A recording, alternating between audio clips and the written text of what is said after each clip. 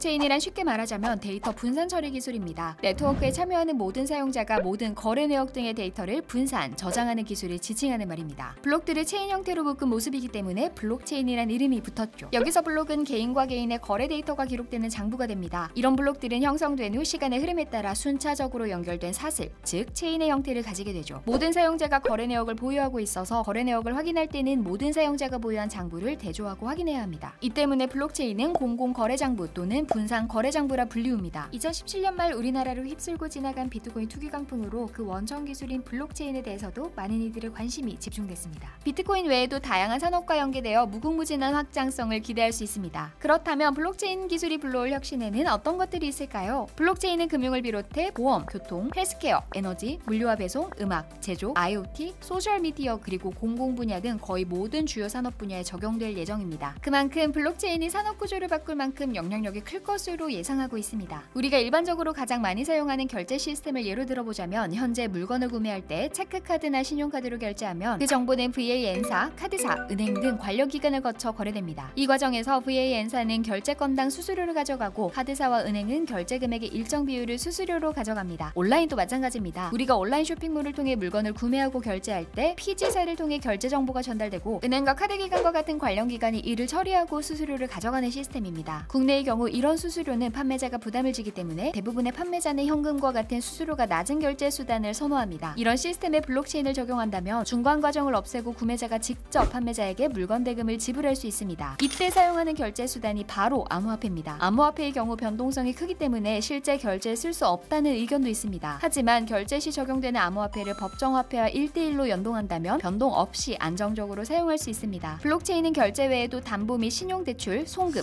환전, 유용자 등 금융 분야에 있어 혁신을 제공할 예정입니다. 그렇다면 블록체인이 실생활에 어떻게 적용되는지 몇 가지 예를 들어보겠습니다.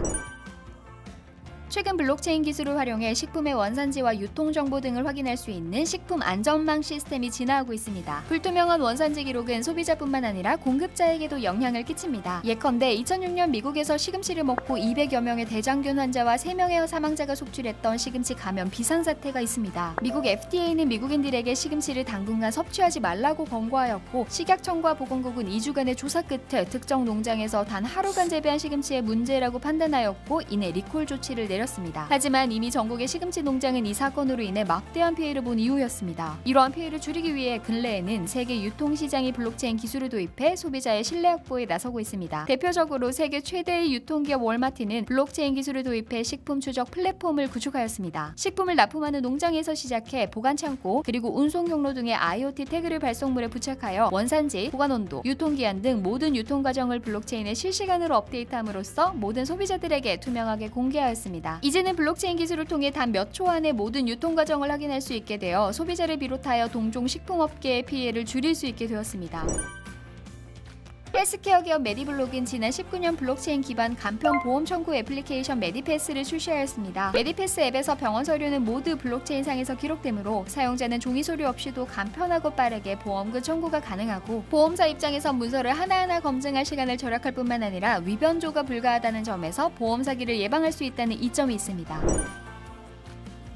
코로나19의 확산으로 언택트 시대로 접어들며 중고거래 플랫폼은 꾸준히 거래액을 늘려왔습니다. 기존의 온라인 중고거래는 판매자와 구매자의 신뢰를 토대로 거래가 이루어졌으나 송금 후 물품을 받지 못하거나 반대로 물품을 보낸 후 돈을 받지 못하는 당황스러운 사건이 빈번히 발생하곤 했습니다. 이후 거래의 안정성을 확보하기 위해 에스크로 서비스가 출범하였습니다. 에스크로 서비스란 상거래 시에 판매자와 구매자 사이에 신뢰할 수 있는 제3자가 금전 또는 물품을 안전하게 거래할 수 있도록 중개하는 서비스입니다. 이러한 시스템을 사용함으로써 인터넷을 통한 개인 간 비대면 직거래뿐만 아니라 거액의 계약 이행 거래에도 대금 지급을 안전하게 거래를 할 수 있게 되었지만 현재까지 에스크로 서비스는 높은 수수료로 인해 사용률이 저조합니다. 이에 대한 해결 방안으로 최근에 블록체인 기반 중고거래 플랫폼이 많은 관심을 받고 있는데 판매자와 구매자의 신원정보 그리고 거래 내역 등을 블록체인 원장에 저장함으로써 안전성이 보장됩니다. 이렇게 모든 거래 내용이 블록체인에 기록되고 이를 통해 범죄 입증과 예방이 가능하다는 것 자체만으로도 중고거래의 특성을 활용해 사기를 치려고 하는 사람들이 줄어 줄어들 것이라며 결과적으로 플랫폼 내에서 이루어지는 거래에 대한 신뢰가 형성되리라 전망하고 있습니다. 앞으로의 블록체인 비전은 어떨까? 블록체인 기술은 현재 진행형인 기술로 미래가 어떻게 될지 그 누구도 쉽게 답하지 못합니다. 마치 2000년대에 스마트폰이 가져올 혁신을 예측하기 힘들었던 것처럼 말입니다. 현재 국내외 연구진은 블록체인이 각종 사회 서비스에 적용되기 위한 서로 상충되는 상황인 트릴레마를 풀기 위한 연구를 진행 중입니다. 블록체인 기술의 확장성, 분산화 및 보안성 등을 앞으로 해결해야 될 과제로 제시하며 이러한 노력을 통해 우리 세상은 하나, 둘 조금씩 변화할 것이며 10년 뒤 블록체인과 암호화폐 기술이 발전한 세상은 어떻게 변해 있을지 궁금해집니다.